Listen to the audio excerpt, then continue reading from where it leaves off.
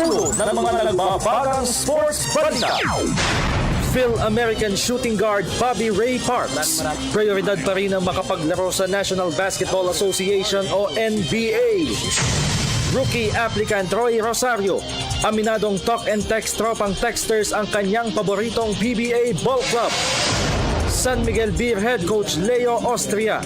Hinamon ng team management na kumumpleto ng Grand Slam sa PBA.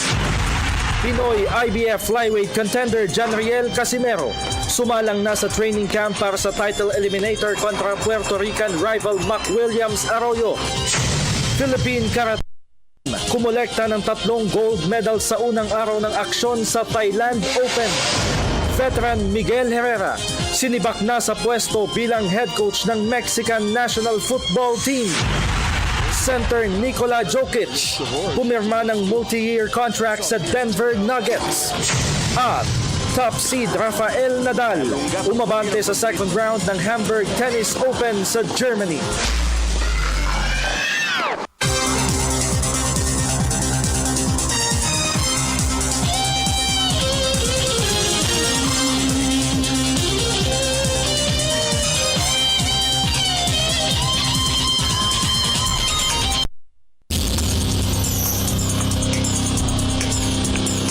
Magandang gabi po sa inyo lahat. Ako po si Dennis Principe kasama si Miss Meg Siozon.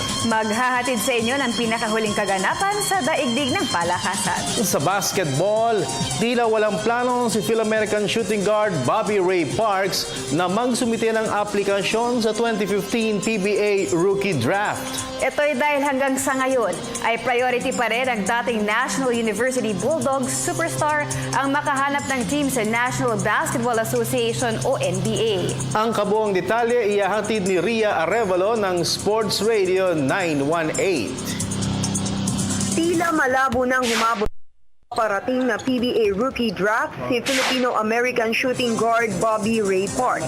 Ito'y dahil hanggang sa ngayon ay umaasa pa rin ang 6'4" dribbler na makakakuha siya ng team sa NBA.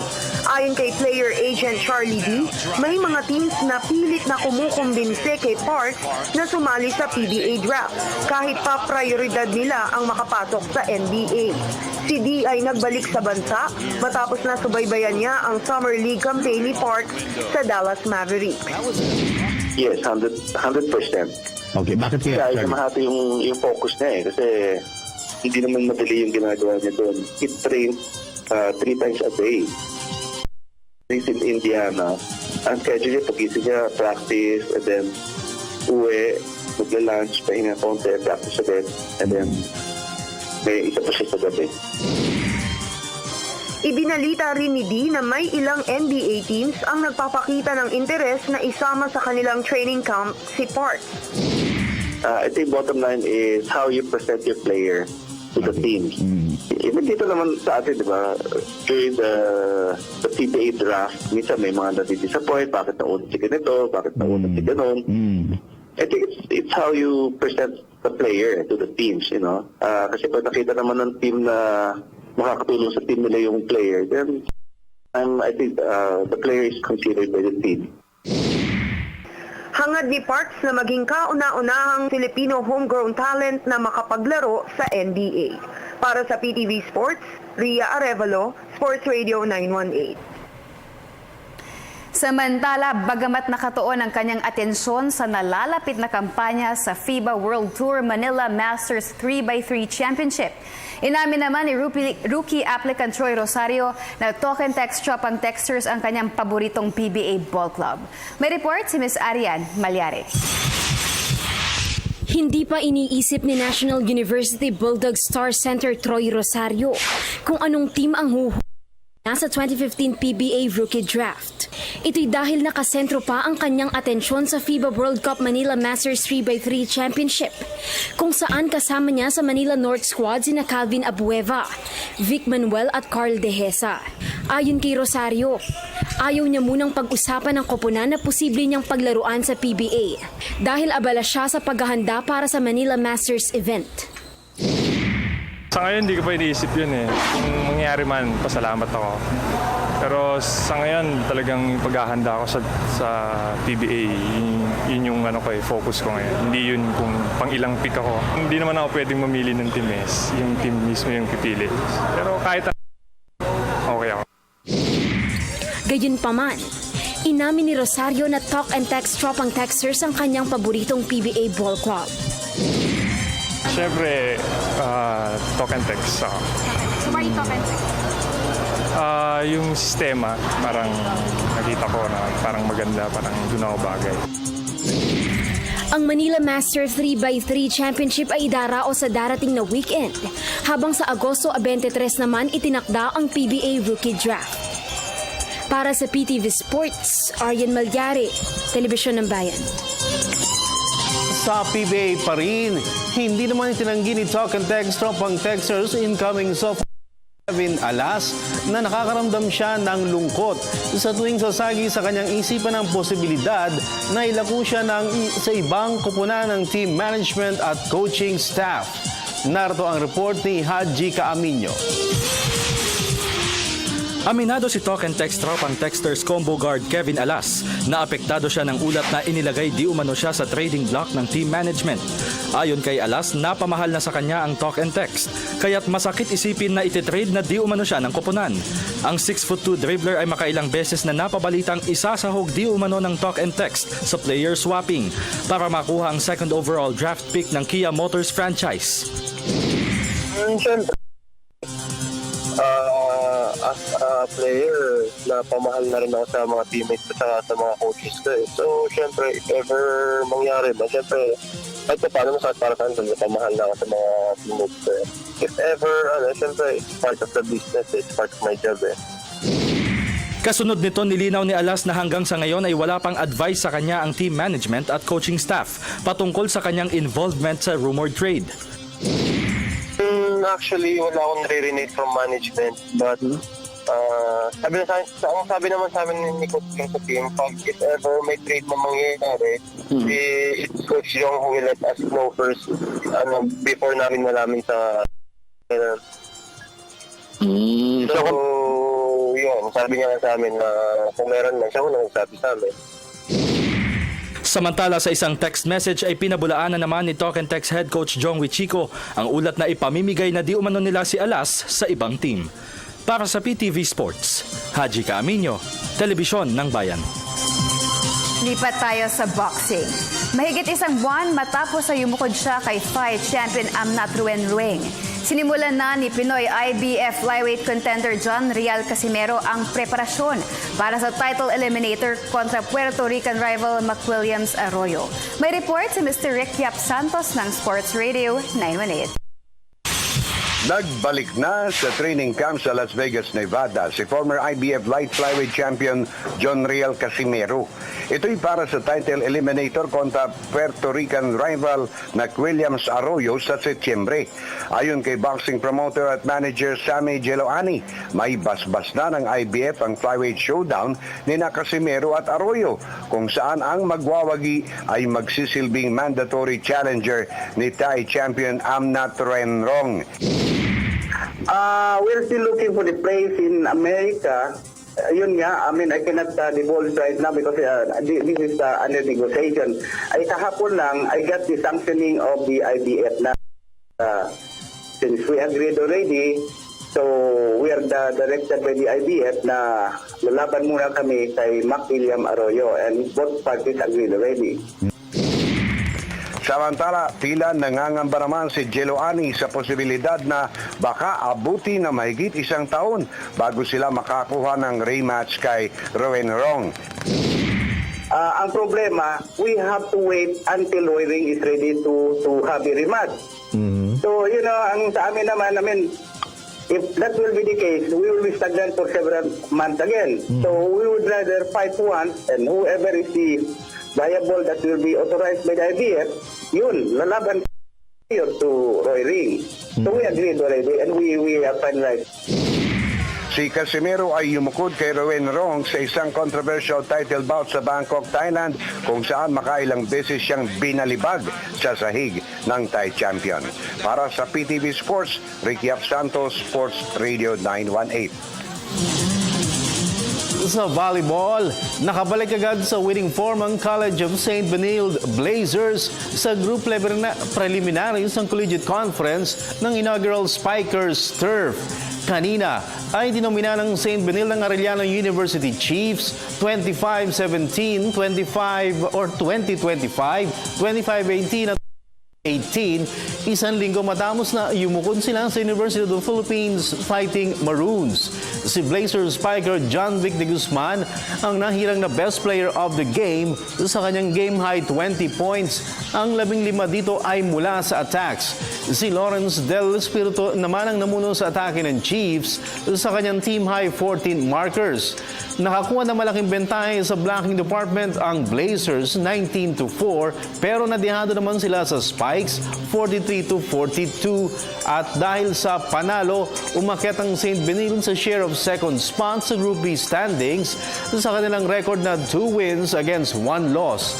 Ang susunod na mga katapat na Benilde ay ang De La Salle Green Archers at ang kanilang matchup ay itinakda sa darating na Lunes. Philippine Karate Do Team kumolekta ng 3 gold medals sa unang araw ng aksyon sa Thailand Open. Yan at ang iba pang mga kaganapan sa local sports scene sa pagbabalik ng PTV Sports.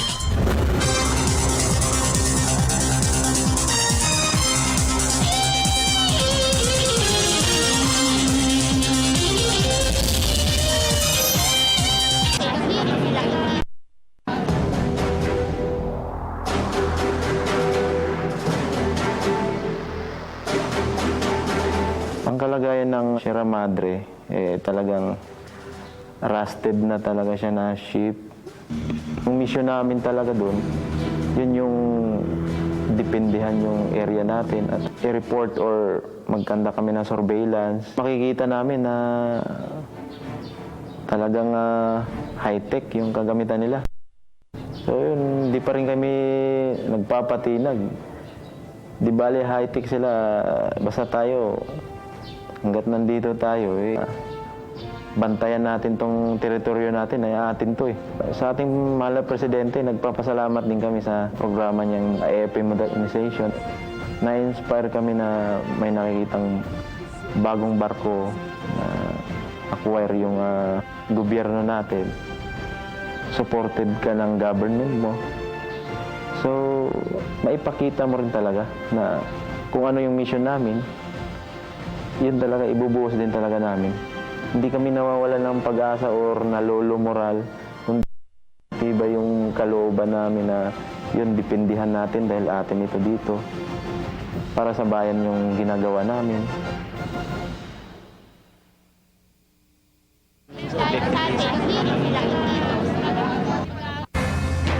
It's news with a broader perspective.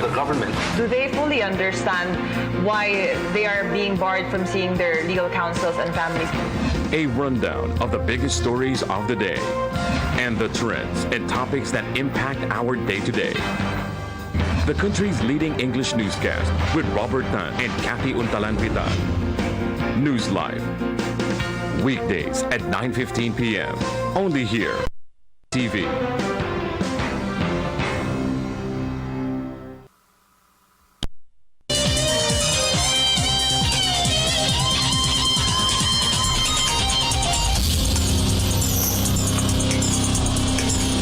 At nagbabalik ng PTV Sports, may panibagong misyon ng Leo Austria mentored San Miguel sa susunod ng season ng PBA.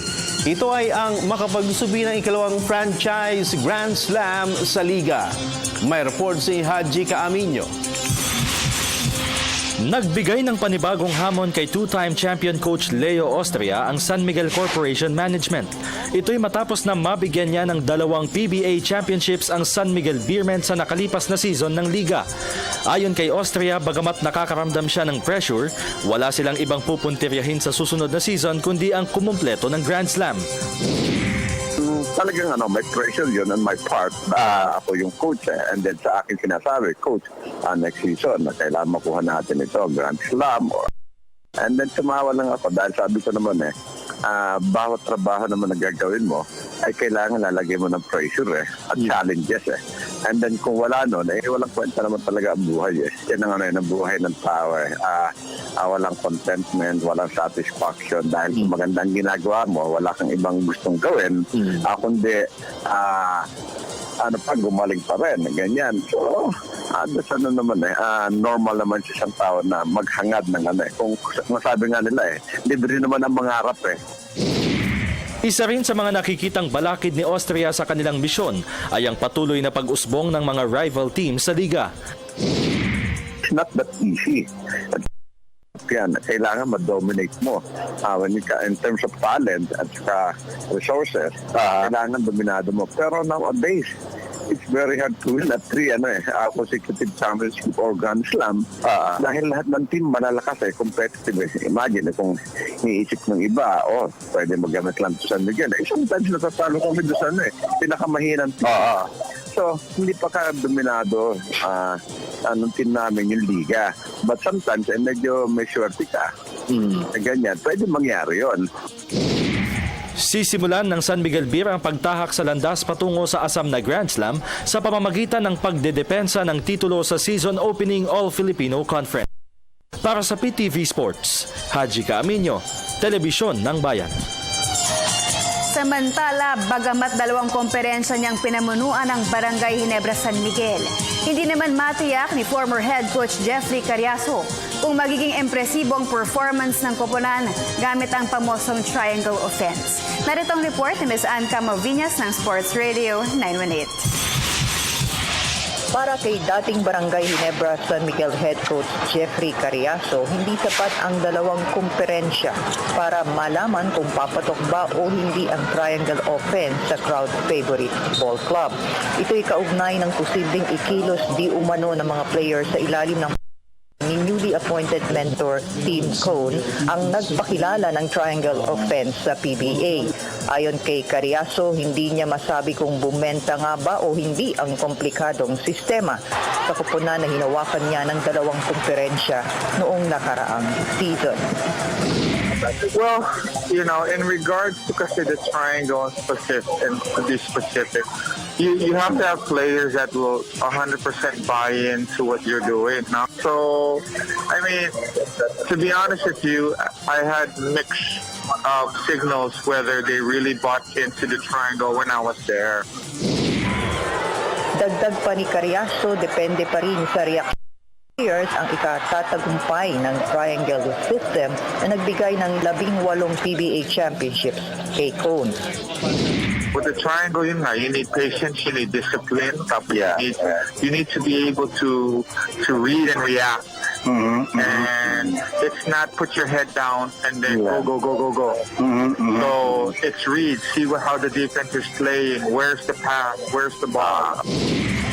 Sa pamumuno ni Cone ay umaasa ang team management na matutulukan ng Ginebra ang 8 taong title drought sa Asia's first play for pay league. Para sa PTV Sport, Ann Camaviñas, Sports Radio 918. Sa iba pa, ibinaling na ng doubles partnership ni Tret Yui at Ruben Gonzalez ang atensyon sa asam na makapagsubi ng pwesto sa 2016 Rio Olympics. Ito'y matapos sa pamunuan nilang kampanya ng Pilipinas sa Asia-Oceania Davis Cup tie. May report si Ms. Arian Malyare. Optimistiko si National Coach Roland Kraut sa tsansa ng doubles tandem ni Tret Yui at Ruben Gonzalez na makasungkit ng tiket patungong 2016 Rio Olympics. Ang 2 national tennissers ang namuno sa laban ng Pilipinas kontra host Taiwan sa Asia-Oceania Group 2 Davis Cup tie noong 1 linggo. Ayon kay Kraut, sumitay na sila ng programa sa Philippine Olympic Committee o POC upang matiyak na mapapabilang sa mga nominado para sa 31st Olympiad sina Yui at Gonzalez. They submitted already their program for the year up to December to the POC. We had Philta submitted it already. So, kasi they want to make sure na meron active sila and try give the best chance, di ba? Maka siguro top 20 sa ATP ranking si Tret and maybe si Ruben to break in the top 100 to have a better chance for us to have a representative sa men's doubles. That's the yun ang pinakakaya natin. Singles might be tough for now, but for men's doubles, that's our chance. And hopefully praying that they get in. Ibinalita rin ni Crowder na kalinya na ang mga Olympic qualifiers. Nalalahukan ni na Yui at Gonzalez sa mga susunod na buwan. Right now, they're traveling. We just finished Davis Cup 2 weeks ago, pero they went back to their tournaments and up to end of November yan. And dito sa Futures tournament natin in Manila in September, I think the second leg, sana makasali sila talaga kasi they'll be coming from Asia. And then bakante na sila the second week. It's a small tournament for them, yung Futures, kasi it's for the lower rank. Pero I think they'll come here just to play in front of us. Diba? Sa ngayon ay nasa 58 pwesto sa World Ranking si Yui, habang nasa 202nd spot naman si Gonzalez. Para sa PTV Sports, Aryan Malgari, Telebisyon ng Bayan. Samantala, malakas na sinimulan naman ng mga national karatekas ang kanilang kampanya sa Thailand Open Karate Do Championships. Nagbabalik si Ms. Aryan Malyari. Maagang nagparamdam ng lakas sa 2015 Thailand Open ng Philippine Karate Do team. 3 gold, 7 silvers at 11 bronze medals agad ang napasakamay ng mga national karatekas sa first day of action ng week-long meet. Sa komite event ay pinagreinahan ni Coley Bernadette Limson ang girls 38 kg 12 and under category. Ni si Lance Gabriel Villafane sa boys 43 kg 12 and under, habang dinumina naman ni Jasper Fontillas ang men's cadet 70 kg class. Sa panayam ng PTV Sports, labis na ikinatuwa ni Philippine Karate Do Federation Secretary General Raymond Lee Reyes ang magandang panimula ng mga national karatekas sa Thailand showpiece. Maganda ang pakita ng mga player natin dito na naghahanda sila at out of 30 countries at least naka-achieve tayo ng mga medals ngayong araw na to at meron pa tayo ilang araw para sa event na to at maghihintay kami hanggang mamaya para kung ano pa ang mga resulta at yun nga at mataas ang moral ng mga kasama natin dito at napakikita natin. Nasa 800 karatekas mula sa 30 mga bansa ang nagpapartisipa sa Thailand Open. Para sa PTV Sports, Aryan Malgari, Telebisyon ng Bayan. Veteran Miguel Herrera, sinibak na sa pwesto bilang head coach ng Mexican National Football Team. Yan at ang iba pang pinakamalalaking kaganapan sa global sports sa pagbabalik ng PTV Sports.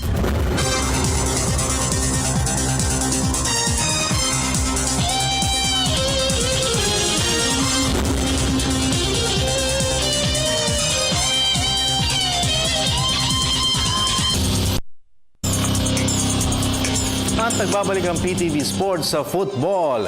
Sinibak na sa pwesto bilang head coach ng Mexican National Football Team si veteran Miguel Herrera. Ito'y matapos na manuntok di umano siya ng isang reporter sa Philadelphia Airport kahapon. Buti lang, hindi ako reporter dun. Sariwa mula sa title conquest sa CONCACAF Gold Cup, si Herrera at ang buong Mexican team ang sinasabing papauwi na sa kanilang bansa na mangyari ang insidente. Ayon kay Mexican Soccer Federation Decio De Maria, kinakailangan nilang kastiguhin si Herrera dahil hindi naayon sa spirit of fair and respectful competition ang ginawa ng 47 Mexican national. Agad na humingi naman ng paumanhin sa mga fans, players at sa Mexican Soccer Federation si Herrera. Sa kanyang 2 taong pamumuno sa Mexican 11, si Herrera ay nakapagrehistro ng record na 18 wins, 11 draws at 7 losses. Samantala, pasadahan naman natin ang iba pang mga tampok na sports stories overseas. Sa report ni Ms. Cecil Kimlat ng Sports Radio 918. Opisyal nang magsusuot ng Denver Nuggets jersey sa susunod na season ng NBA or National Basketball Association si center Nikola Jokic. Kanina inanunsyo ng team management na pinapirma multi-year contract ang 6'11" Serbian slot man pero hindi muna nila binunyag ang detalye ng deal. Si Jokic ay hinugot ng Nuggets sa second round ng NBA rookie draft noong 1 taon pero pinayagan muna siya ng koponan na maglaro sa Adriatic League kung saan nahiram siya bilang most valuable player. Naglaro si Jokic para sa Nuggets sa nakalipas na NBA Summer League kung saan nag-a-average siya ng 8 points at 6.2 rebounds per game. Sa tennis, nalampasan ni Rafa Nadal ang mabigat na pagsubok na kinaharap sa pagsisimula ng kanyang kampanya sa Hamburg Open sa Germany. Kagabi ay nangailangan ang top-seeded Spaniard ng 3 sets bago niya compatriot na si unseeded Fernando Verdasco 3-6, 6-1 at 6-1 sa opening round. Nag-struggle muna si Nadal sa opening set bago siya nakabreak ng 5 beses sa sumunod na 2 sets. Ang second round opponent ni Nadal ay si unseeded Jiří Veselý ng Czech Republic. Sa tennis pa rin, umabante sa second round ng Swiss Open si 5th seed Thomas Bellucci ng Brazil. Ito'y matapos na patalsikin niya si Belgian youngster Kimmer Kopeyan sa straight set 6-2 at 6-3 kagabi. 4 na beses na nakabreak sa kalaban si Bellucci at wala siyang ipanatalong service game sa kabuuan ng match. Ang susunod na makakatapat ni Bellucci ay si unseeded Robert ng France. Target ni Bellucci na makasungkit ng 2nd titulo sa Swiss Open matapos na magkampiyon siya sa torneo noong 2009 at 2012. At sa baseball, muling kinastigo ng Major League Baseball si New York Mets reliever Jenrry Mejia. Karagdagang 162 game suspension ang ipinataw ng liga sa 25-year-old Dominican pitcher matapos na magpositibo siya sa performance-enhancing drugs sa ikalawang pagkakataon. Nauna nang bumuno ng 80 game suspension si Mejia noong nakaraang Abril at dahil sa 2 drug-related offenses ay umabot na sa mahigit 2 milyon US dollars ang multa na makakaltas sa kanyang sweldo ngayong season. Para sa PTV Sports, Cecil Kimlat, Sports Radio 918.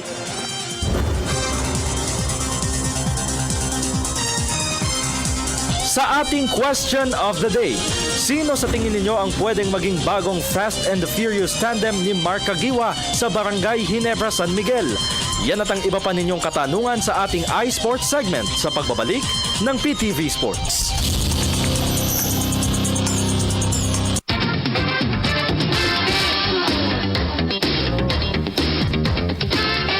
At nagbabalik ang PTV Sports. Merry Christmas! Haji kami niyo po. Good evening. Yun. Paskong Pasko. Ayan, at Birthday. bawi tayo sa yung sa question of the day natin kasi Bitin ka. kahapon nabitin tayo. So ngayon, alam niyo na kung ano, 'di ba? Sinabi natin. So basa na tayo siguro. No? Agad-agad para... Ay, hindi siya na-mention kahapon. Hindi rin naman natin Yung question of the kasi day. nasa Facebook natin. Okay. Alright. Kahapon. So, from Rose Ann Palacio, sabi niya, the Fast and the Furious will always be Mark Caguioa and JJ Helterbrand. End of discussion. Yun, para End of discussion. You can't blame them. Fans yan Oo, tsaka, well, Actually sa akin, rin parang yung Fast and Furious, sa kanila na iwan na natin. Kaya coach Team Code, ang first 5 niya kasi, L.A. Tenorio, Chris Ellis, Mark Caguioa, Japet Aguilar, at saka si Greg Slaughter. So, kumbaga, sa starting unit na yon wala si JJ. Oo. Reserve, sa reserve. Pero in fairness to JJ, the last 2 years, ang feeling ko maganda yung kondisyon niya Because 2 seasons ago, ni-reveal niya sa akin na iba na yung ngayon, yung workout niya, iba na yung ginagawa niya, mas masipag siya ngayon, kumbaga. Kumbaga, matagal nang marami binabato kay JJ na mag-retiro na. Pero hindi niya masyadong pinapansin yan sa halip nag-workout. Alright. Oy, papakondisyon. Sige, basa ka pa. From John Edward de la Cruz, sabi niya, Saul and Newsome. Chris Newsome. So, kumbaga para sa kanya Chris Newsome na ang kukunin sa draft. Ayan. At tatawag rin po kayo sa amin mga kaibigan, 0936-537-9349. Again, 0936-537-9349. Ito may mga fresh dito na nag-comment. Sabi ni Raymond J, Fast and the Furious pa rin, subok na at may napatunayan naman sila. Magiging MVP ba sila kung wala lang? Kahit sino naman masisira sa laro. Kung paiba-iba ang offense strategy ng Ginebra last conferences, kailangan lang ng tiwala mula sa tunay na fans ng Ginebra. Makikita rin natin ulit ang bangis ng duo. Okay, sige. Alright, from... nawala. O, si M. Jane Buak Plandes muna. Para sa akin, JJ13 and Mark 47 pa rin. Walang papalit. Kung meron mang papalit kay JJ at i-partner to kay Mark, I think ibahin na lang moniker, Blank and Furious. Oo nga, no? Pwede. From ako si Mindstar. Salamat Si kung Mindstar. mabasa nyo to. Good eve po mga gwapong host and gandang Meg. Wala, tawag lang yun sa kanila pero wala talaga. Puro mga kangkong yan. Sigurado nga na naman yan sa AFC. Pakibati na lang po si Jonathan, Miss Meg. Mag-hi ka naman sa akin sa TV. Pwede ka naman daw. Mag-hi. Ayun. Thanks po sa show nyo at good luck. Idol ko po kayo, Sir Dennis at Haji at Miss Meg. Love you na talaga. Promise. Yes, love na love. Mapusok, ha? Lagot Basa ka pa. si Mindstar. Ito si Carmelo Quiazon del Rosario. Si JJ pa din kasi alamat na sila. Mahirap nang may pumalit sa kanila. Pabati kami mga idol dito sa Bustos, Bulacan. Hello po. Relax lang. Relax lang. Lalo na kay Lolo, Ama at Lola Ina. Salamat, gandang megat gwapong Haji at syempre super duper poging Dennis. God bless to your show. Number 1, PTV Sports number 1. Salamat, Carmelo. Yes. Teka, try natin yung Call caller tayo. kung meron na, ha? Ingay ni Ruben, eh. Bakit ba sinabi Sabi niya. Ni Ruben Castillo, floor director. Teka, basa ka muna isa, Haji. Nagahang, eh. Nagahang siya. O, Sige, maraming ito. tumatawag. O, galing kay Roan Carizo, Kalaw Carriazo. Si Soul Train para sa akin dahil unstoppable lalo sa open court. Yun. From Jonalyn Hona, sabi niya, para sa akin, wala nang papalit kay JJ Helterbrand at Mark Kagiwa kahit mag-retire na sila. Kumbaga yung Fast and the Furious sila lang. Yun na yun. Oo. From Moon Dweller, si Ellis N. Barakael, pero sa triangle offense at style ni Tim Cone, malabo na yan. From Phil Robert Cruz, Kagiwa and Mercado daw. Osod Mercado. Leo Kaya Azarcon. si ano dyan? Ay! Sige. Si Leo Azarcon, Aguilar and Slaughter 1.5 engine and 1.0 engine. Aguilar, Slaughter. Teka. Ito may sabi naman ni Mark Lorente, no? Si Yo daw at saka si Tenorio. Sana. Wala na si Yo. Wala na si Yo eh. Nasa ano na. Wala na eh, no? Nasa Barako. Si Yo. Nagpapabati pala si Resty Macabulos. Ay, birthday niya kahapon. Hello, Resty. From Nay de los Santos, hindi naman talaga ang Fast and Furious ang nagdala ng glory days ng Ginebra, kundi si Eric Meck at Rudy Hatfield. Alright. H-bomb. Sige, From natin natin. Sige. Ayo. Jonathan Santos, sabi niya, laos na, nabasa mo yun? Laos Di pa, na di pa. ang, sabi niya, laos na ang past and curious.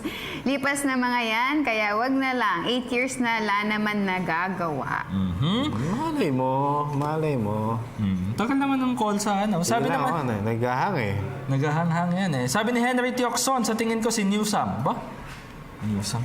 From DJ Keith Beduya, sabi niya, it's Pringle and Romeo, the Fast and the Furious.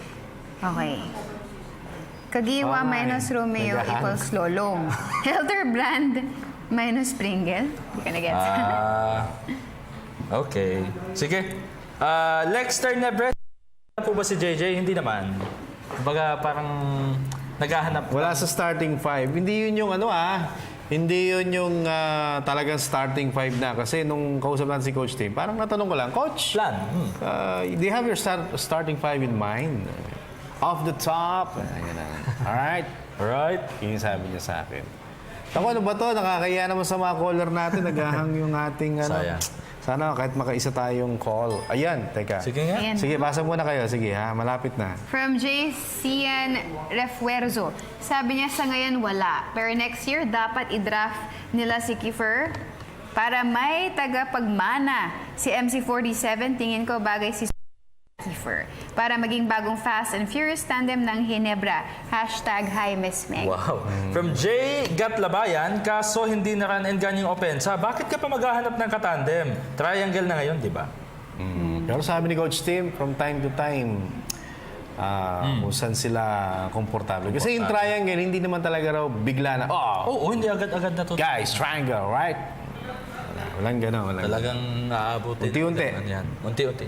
Progressive. Yun. 7 years ulit. Ay, From Janria Santa Cruz, sabi niya, Chris Air Force Ellis Aha. and Chris Awesome Newsome. Newsome. Oh, may ano na, May Chris awesome. Awesome Newsome na agad ah. Chris's. Wala si Ross. Hindi, wala. Sino? Wala ko. Chris Ross. Chris Cross sana. Oh. Dalawang Chris, ano? Chris 1, Chris 2. Pwede. From Dabu Chirodel, wala po kasi baka ang dapat na tanong, sino sa tingin nyo ang pwedeng maging bagong Fast and Furious tandem? Peace. Para sa kanya, wala na si Kagiwa tsaka si... Oo, si Elterbrand. Parang bago na. Pwede. Opinion ni Oy, ito Dabu. na. Mukhang makakuha tayo ng isang order, Yay! Ano muna yung number? Teka, sandali.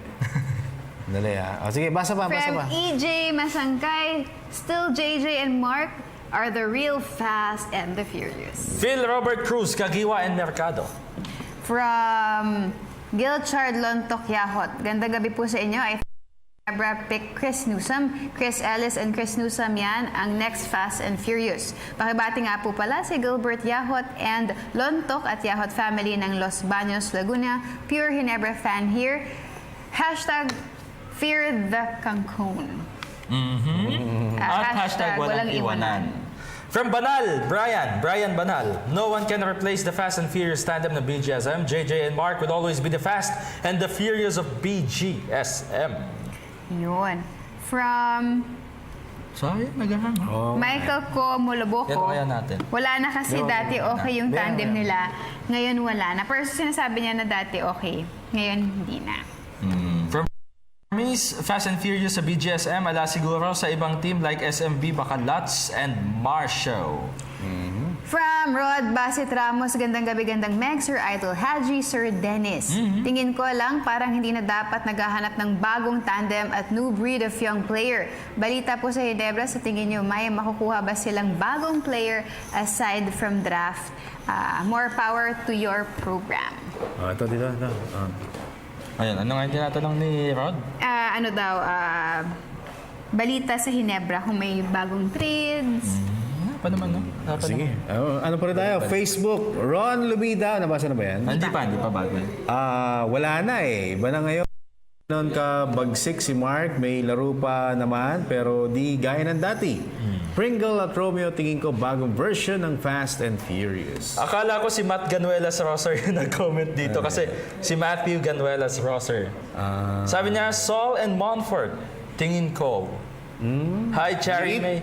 Hi, Cherry May Molina. Salamat, PTV. Kala ko si MGR. Sige, From Meg. Angelo Sala, sabi niya, Sol Mercado, if you're talking about being furious. Really brave guy down the gut of the defense. Pakibati po ang forever na love niya na si Daisy. Sige. Yes. Ako pabasa. Sige. De Guzman, Manny. Magandang gabi, PTV Sports. Hello, Ate Meg. Mas maganda ka pa sa gabi. Araw. Wow. Okay. Isa pa, Jerry Natal, Basilia, si Mercado yan. Alam naman natin na magaling si Mercado sa mga fast break. Kaya nga binansagan na The Soul Train dahil walang takot, sumalaksak. Isa? Ben Castillo. Isa? Agad-agad? O, isa na lang? Isa na lang. Sana lang. Sabi ni Larry Lumibaw, pwede Ginebra fan ako. Ano? Sige, Nebra ka. Sige. Okay. Okay na? Alright. Paalam na masasalamat. Maraming salamat sa Viewblends. Please visit them at facebook.com/Viewblends.